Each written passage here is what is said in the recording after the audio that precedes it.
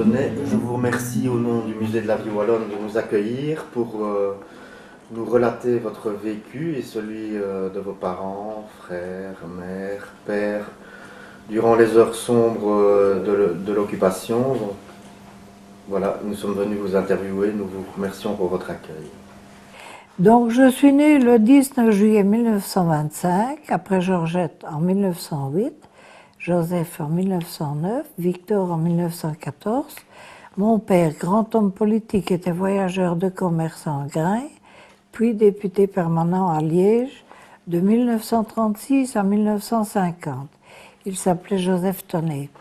C'était un homme très intègre qui respectait les opinions adverses. Il avait épousé Céline Le Charlier, début 1940, arrêté par la gendarmerie belge en même temps que l'épouse de mon frère, Victor, qui avait combattu pendant la guerre civile en Espagne. Ils étaient incarcérés en Namur. Le 21 juin 1941, l'Allemagne déclare la guerre à l'Union soviétique. Quelques jours plus tard, les Allemands se présentent à notre domicile. Prévenu, mon père s'est réfugié non loin chez ma sœur. Ils arrêtent maman comme otage et quoique âgé de presque 16 ans, ils me recherchent également, même au lycée que je fréquentais. Ce jour-là, j'avais congé. Je me trouvais également chez ma sœur. À midi, nous nous préparons à nous mettre à table quand une voiture s'arrête, c'est la police allemande. Nous nous réfugions, papa et moi, chez des voisins en passant par les jardins. Heureusement, ma sœur a eu la présence d'esprit d'enlever nos couverts. Nous nous réfugions chez un camarade de papa. Le lendemain matin, on vient chercher mon père en camionnette pour le conduire à Biercé, près de Thoin, où il restera pendant toute la guerre, circulant de temps en temps à Thoin, Binche et Nivelles. Moi, je pars en vélo chez un cousin de mon beau-frère, près de Lavaux-Sainte-Anne, où je reste 3 jours. Pas habitué, je laisse un billet sur la table en disant que je retourne chez moi. Arrivé à l'entrée de Huy, une dame de mes connaissances m'annonce que je suis toujours recherchée. Je passe la nuit chez elle. Le lendemain, mon frère Joseph, prévenu, m'emmène chez lui à Liège, toujours en vélo. Nous passons par les campagnes. J'y reste jusque la sortie de maman du fort de Huy, où elle a été incarcérée pendant 4 mois. Mon frère Victor se cachait à Andenne, est arrêté un jour par les gendarmes belges. Il était avec un ami, possédait des engins pour saboter un train. Incarcéré à Namur, il tente de s'évader en décellant les barreaux de sa cellule. On l'expédie à Liège un matin très tôt. Les Allemands l'emmènent avec un autre détenu pour être interrogé par la Geheimpolizei.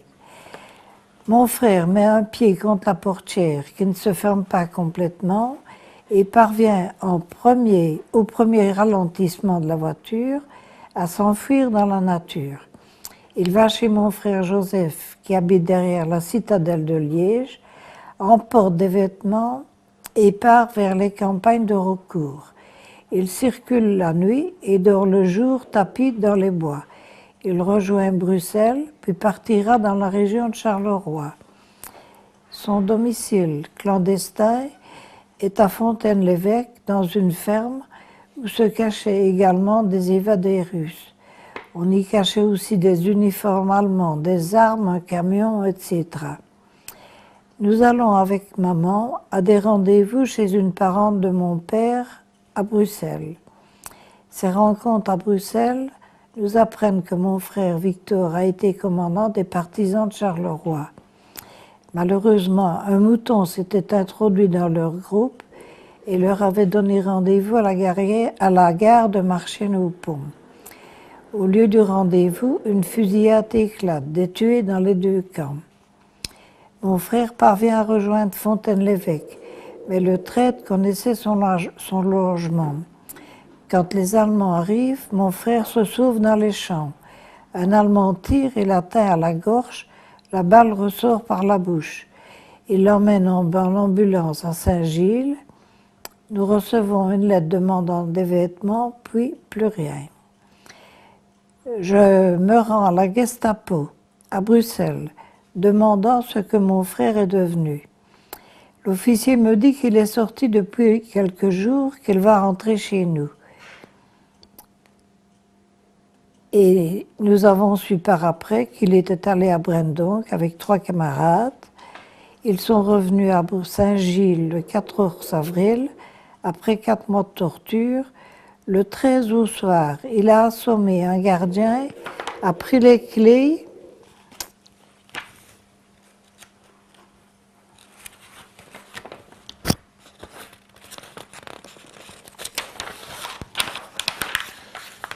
ouvert les portes de la cellule de ses amis. Malheureusement, à la dernière porte, ils sont tombés sur une patrouille qui les a tabassés.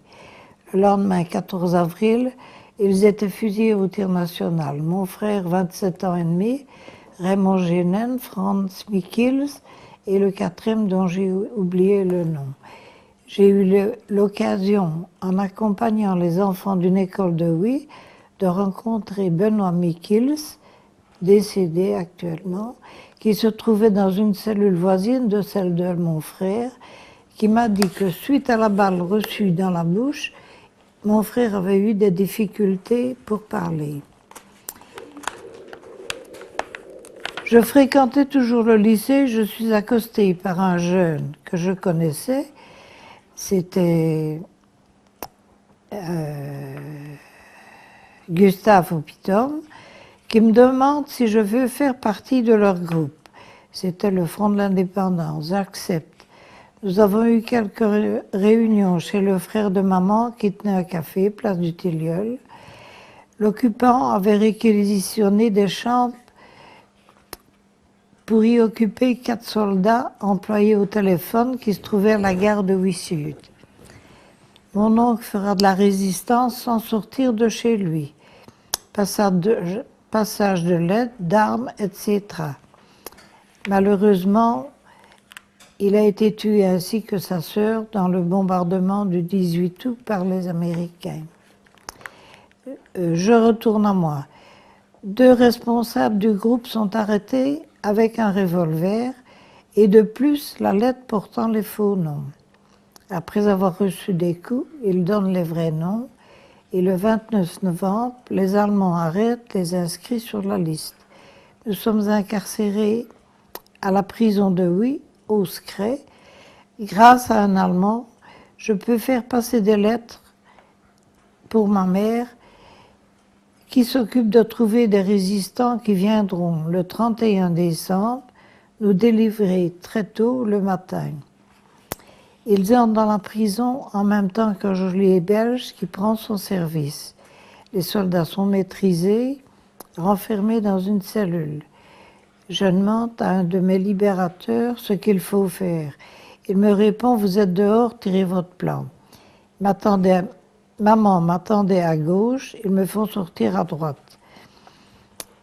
J'avais reçu une lettre de maman m'informant que la cousine X, j'ai oublié le nom, devait s'accoucher le matin du 31. Donc j'ai préparé toutes mes affaires qui étaient dans la boîte, je me suis habillée. Et quand l'Allemand est venu ouvrir le Judas, il s'est demandé pourquoi j'étais déjà habillée. J'ai répondu que nous devions partir à Liège. Il dit mais non, ce n'est pas vrai. Quand je suis sortie, je me suis rendue en face de la clinique où ma sœur tenait une épicerie. Elle me demande, tu n'as pas vu maman, elle t'attend. Quelques minutes plus tard, maman revient et directement me conduit chez une cousine de papa dont l'époux me conduit à l'entrée de Marchins en longeant le bois. Je vais chez un vieux couple connu depuis des années. La dame me dit, tu ne peux pas rester ici, demain je reçois de la famille. Ma petite fille Hilda va te conduire chez une de mes filles. Heureusement, toujours par le long du bois, car les gardes wallonnes demandent déjà les cartes d'identité sur la grande route. Je reste là 3 jours, puis mon frère Joseph vient me chercher pour m'emmener à Liège par les campagnes. À ce moment, on me procure une fausse carte d'identité. Je reste à Liège chez une sœur de maman. Et ils ont fait une erreur ici, ils ont marqué que c'était ma tante qui a été vue par un Allemand, qui était justement logé chez mon oncle, mais c'est moi qui ai été vue par cet Allemand. Il a demandé à mon oncle si j'étais sortie, si c'était les Allemands qui m'avaient libérée ou si j'étais sortie avec les autres. Donc, alors prévenu, on m'a envoyé chez le frère de mon oncle, le mari de la sœur de maman, entre Vielsalm et la baraque Fréture, dans un petit village à Joubieval, où je reste jusqu'à la libération en septembre. Tout ce qui s'est passé est oublié, sauf la perte de mon frère Victor, qui avait une fille née en 1936 et un fils en 1939, décédé depuis quelques années.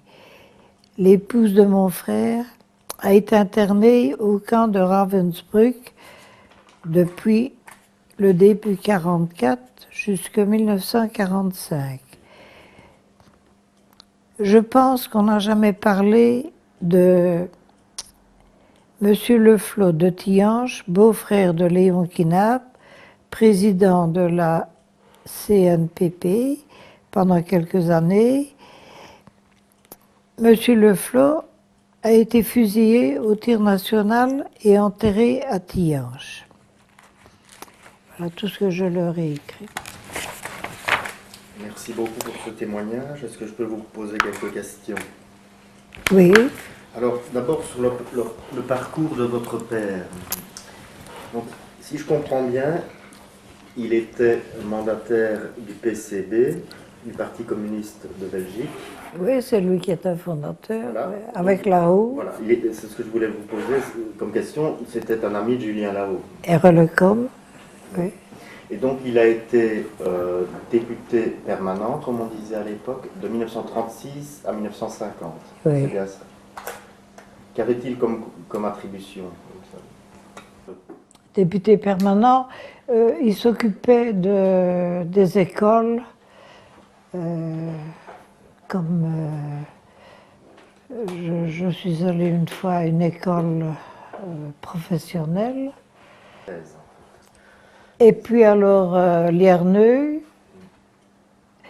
le centre tout près de Nandrin.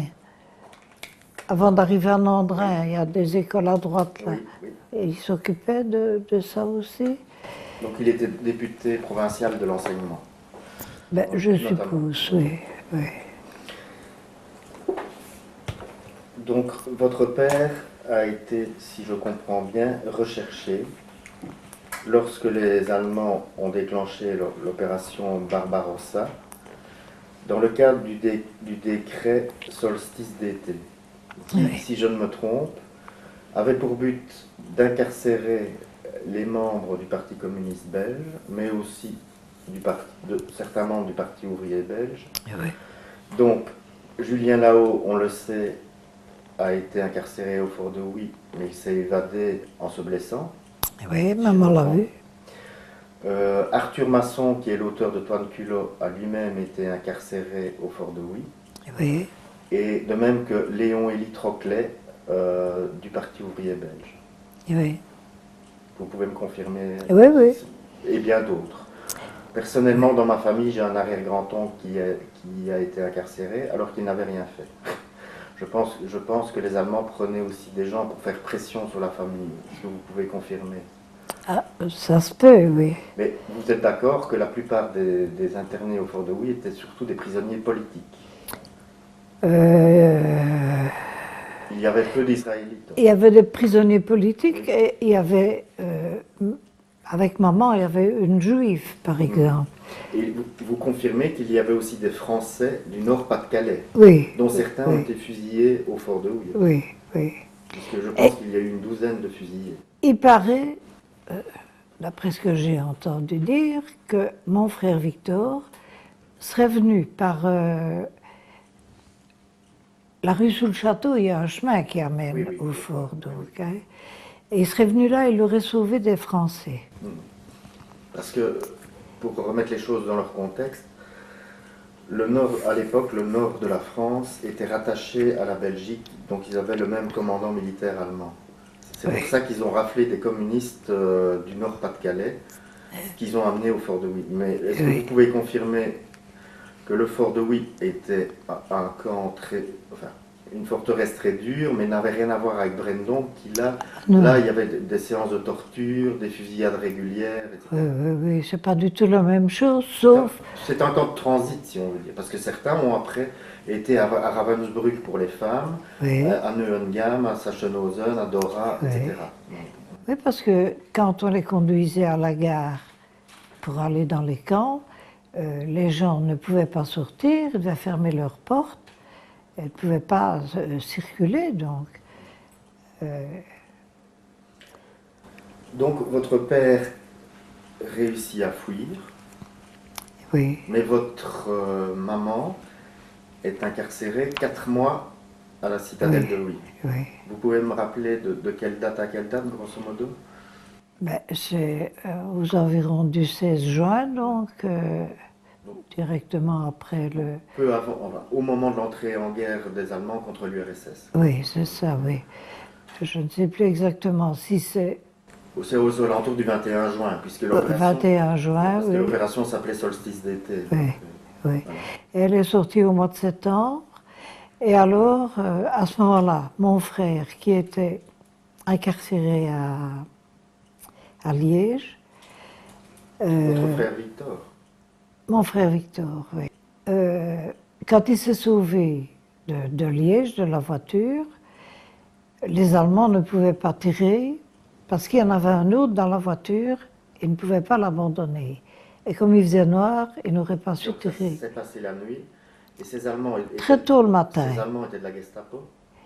Oh, certainement, oui. Ce n'étaient pas des collaborateurs.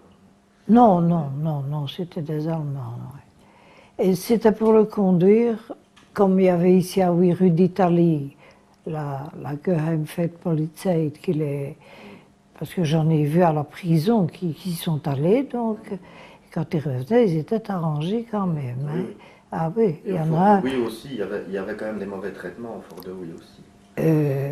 Mais c'est-à-dire quand là-haut a voulu se sauver avec, je ne saurais plus dire qui, moi, ils étaient 2, 3, je crois, à vouloir se sauver.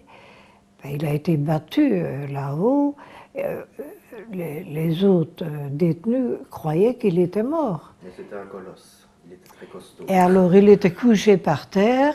Et maman, on faisait passer les prisonniers devant lui, donc, et maman a vu qu'il bougeait un bras, et elle a su qu'il n'était pas mort. Donc. Est-ce que vous pouvez confirmer, donc, la garnison du fort de Huy était composée de soldats de la Wehrmacht, je pense, mais ils ne dormaient pas tout le temps là-bas.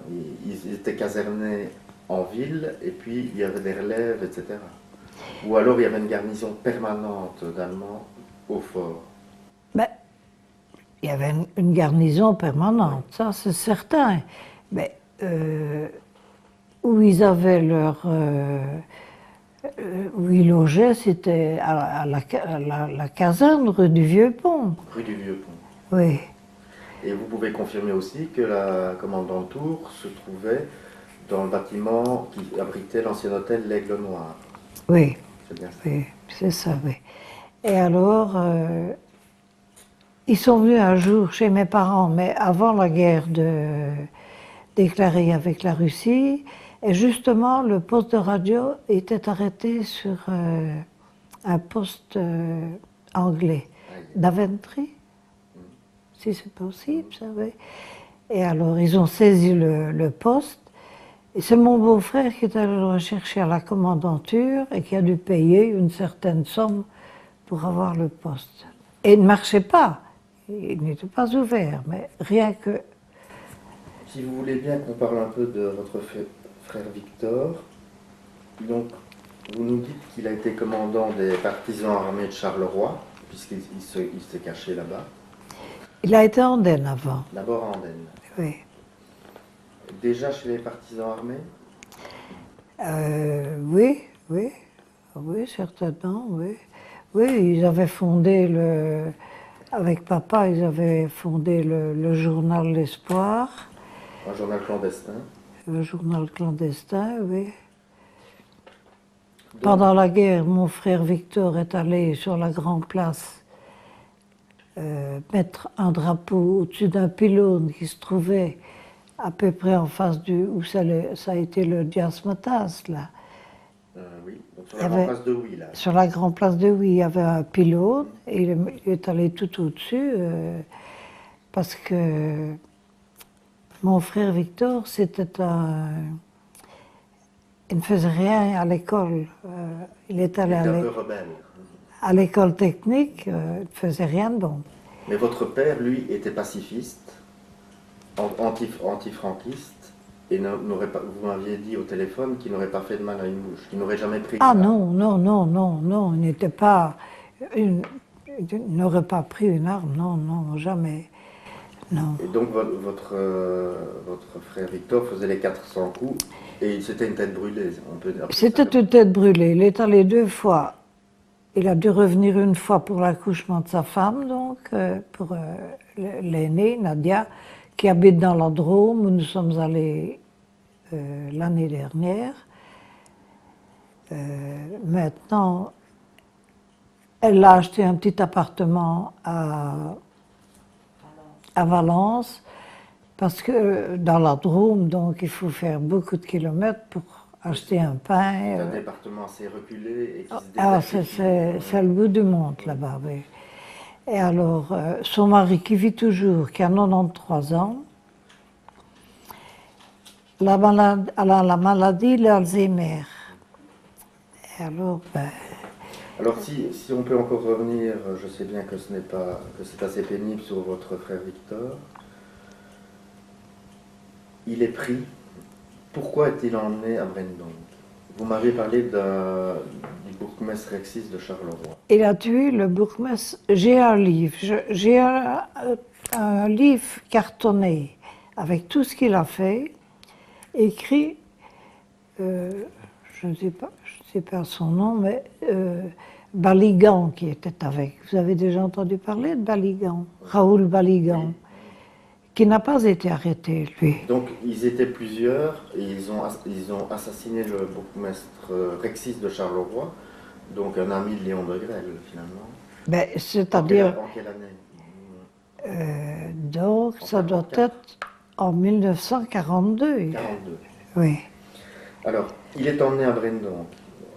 C'est-à-dire que il est allé, quand ils l'ont arrêté, puisqu'un Allemand l'avait blessé, ils avaient commencé à faire un tunnel en dessous des champs, parce qu'au bout de la prairie, il y avait une voie de chemin de fer. Et s'il avait pu arriver jusqu'au chemin de fer, il aurait pu être sauvé. Mais il n'a pas eu le temps, l'Allemand a tiré un coup de revolver et il l'a touché à la nuque et la balle est sortie. Et ce n'est que quand je suis allée à Brendonck avec les enfants que j'ai appris par le frère d'un qui a été fusillé avec lui qu'il avait des difficultés pour parler. Maman n'a jamais su ça.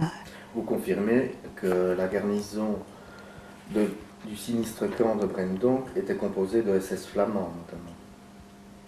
Moi je l'ai lu en tout cas. Ça, je ne saurais pas vous dire.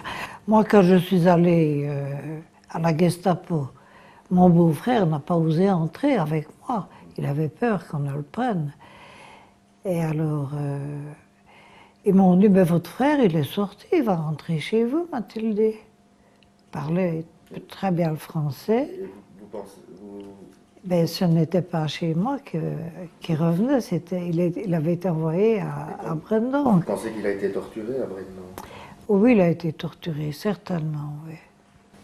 Et alors, Oui. il va être fusillé le 14 avril 1944, c'est bien ça, au tir national à Bruxelles. 43. 43. 43. Donc vous, à ce moment-là, vous étiez au lycée de Huy, donc ce qu'on Oui. appelait à l'époque les moyennes, L'école moyenne, qui se oui. trouve actuellement dans ce qu'on appelle le quadrilatère. C'est bien Non, ça? non, c'est Non. pas le quadrilatère, c'est rue Grégoire Baudard. D'accord, rue Grégoire Badin. Euh, vous êtes contacté par un monsieur Opitom qui vous demande de rentrer dans le Front de l'Indépendance, qui était une organisation communiste dirigée par Fernand de Magny. C'est bien Ben, ce n'était pas ça? Oui. vraiment communiste Mais parce que... oui, je sais que c'était pluraliste, mais les communistes y étaient présents. Ah Parce oui, que de Magny était quand même de tendance communiste. oui. Et alors, il y en a un qui a été dans un camp en Allemagne, qui habitait à Saint-Léonard, qui s'occupait, c'était lui qui prenait les inscriptions. Et comme il a été arrêté, moi je n'ai jamais été inscrite au Front de la Dépendance, j'ai pas eu le temps. Donc. Ben, j'avais quand même à ce moment-là une fausse carte d'identité. Parce que quand les Allemands sont venus pour m'arrêter, quand mon frère Joseph est venu à la maison, maman était partie voir papa à ce moment-là, elle allait de temps en temps le voir, pas toujours à Biercé, il circulait dans d'autres localités également. Moi, je suis allée à Nivelles le voir.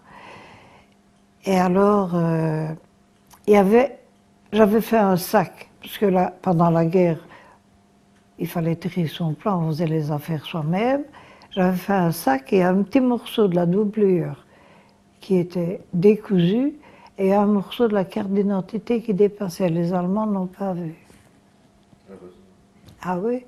Oui, parce que rien que pour ça, c'était assez grave. Donc vous êtes vous êtes emmené le 29 novembre à la prison d'Ouy. Vous m'aviez dit au téléphone qu'ils avaient hésité à vous envoyer à la citadelle. Oui, Fort de Huy. nous sommes allés vers la citadelle jusqu'au quai d'Outrebanne. Et là, ils ont reçu l'ordre de faire demi-tour et d'aller à la prison. Et Alors, là, on a été mis au secret. Est-ce que vous avez souffert de mauvais traitements lors de votre incarcération là-bas? Non. Vous étiez jeune. Ben oui, mais Donc, j'avais peur. je m'en doute. J'avais peur J'aurais parce eu peur que aussi. celui qui interrogeait, c'était un boucher avec des bras. C'était un Belge? Non, un Allemand. Hein. C'était la Geheimfeldpolizei, La Gestapo. la police criminelle. Et quand il mettait son sac sur la table, j'avais toujours peur qu'il me prenne une matraque. Mais ils m'ont interrogé, pas pour ce que j'étais en prison, ils m'ont surtout interrogé pour savoir ce que mon frère avait fait, malgré qu'il savait qu'il était fusillé, et ce que papa était devenu. Moi, j'ai toujours dit, il paraît qu'il est en Espagne. Quand le 31 décembre, les résistants, ils étaient combien à peu près? Ils étaient à peu près 17. Et donc ils sont rentrés avec un geôlier belge. Oui. Et est-ce qu'ils ont tiré ou est-ce qu'ils se sont contentés de mettre Non. en joue les gardiens? Non, parce que celui justement qui venait ouvrir les cellules, c'était celui qui passait les lettres. C'était un Allemand qui était quand même humain, oui. C'était un fermier qui habitait tout près de la frontière danoise.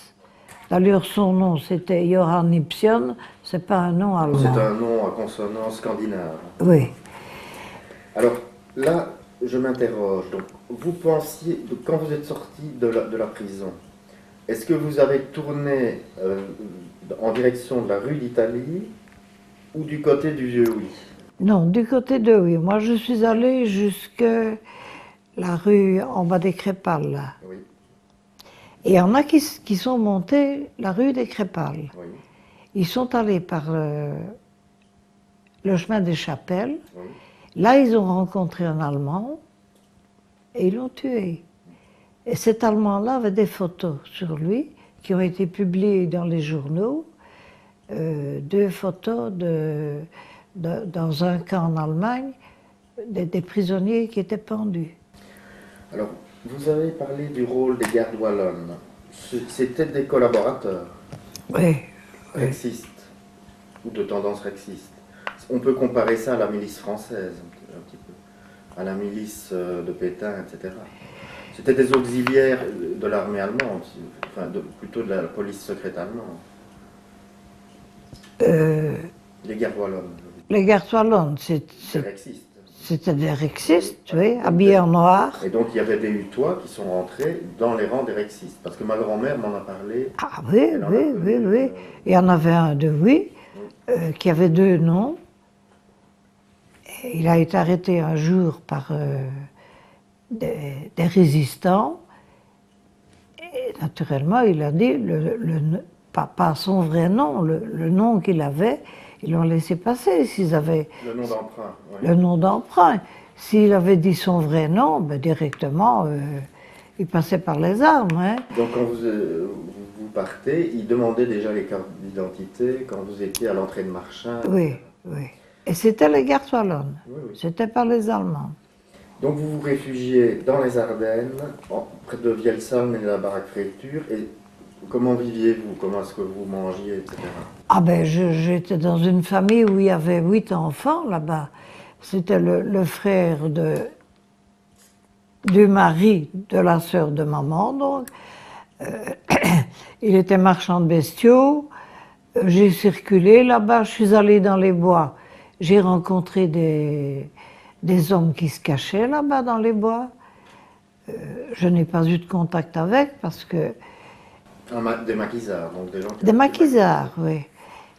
J'aurais bien voulu rentrer dans un groupe à l'insu des personnes qui m'hébergeaient, parce qu'ils n'auraient pas été d'accord, certainement, mais je n'ai jamais rencontré personne. Alors, je vais vous poser une dernière question concernant l'épouse de votre frère Victor. Quand a-t-elle été envoyée à Ravensbrück? En 1944, vous dire la date Donc, exacte. elle y a été jusqu'à la libération du camp en 1945. En 1945. Quand elle est revenue, elle était quand même dans un état Ouais. vraiment affaibli. Elle est revenue par la Suède, je crois. D'après ce qu'elle m'avait dit, elle avait tous les organes atteints. Elle était malade, oui. Et donc, Madame Tonnet, je vous remercie beaucoup pour l'entretien que vous nous avez accordé. Nous nous trouvons ici devant la Meuse et le pont de fer, donc le pont du chemin de fer.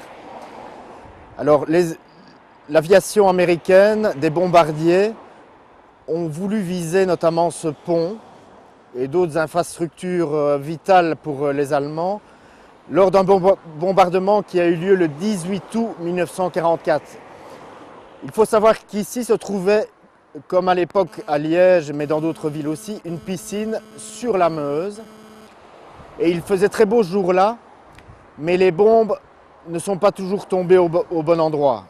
Donc des baigneurs sont morts, d'autres ont eu des membres arrachés et les blessures étaient nombreuses. De nombreux blessés et de nombreux morts, mais les Américains, à juste titre, voulaient détruire les infrastructures logistiques qui auraient pu aider les Allemands.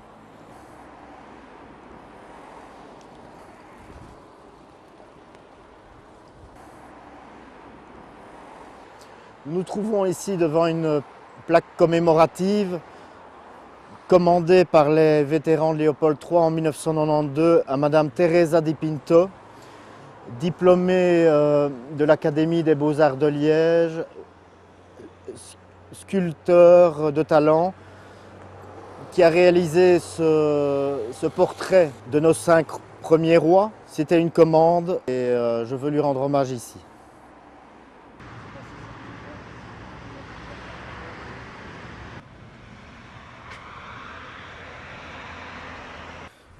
Ici ont été fusillés en avril 1944 5 patriotes, dont des Français originaires de Nancy et Quiévrain, puisque les Français du nord de la France notamment communistes, ont été incarcérés ici. Vous vous trouvez ici devant une plaque qui commémore les 15 personnes emprisonnées qui sont mortes ici à la citadelle de Huy de 1940 à 1944, dont des Français et même un Anglais mort en 1940. Nous nous trouvons ici devant la poterne principale de la citadelle de Huy qui a été construite pendant la période hollandaise, donc avant l'indépendance belge de 1830. Il est inutile de préciser que ce fort n'était plus en état de résister aux attaques d'artillerie dès la Première Guerre mondiale. Nous nous trouvons ici dans la salle d'écrou de la citadelle de Huy, où les pauvres détenus communistes, socialistes, réfractaires avaient un accueil peu agréable, comme vous pouvez le constater par le décor derrière moi. Nous nous trouvons ici en face d'un cachot où étaient internés les prisonniers récalcitrants ou mis au secret.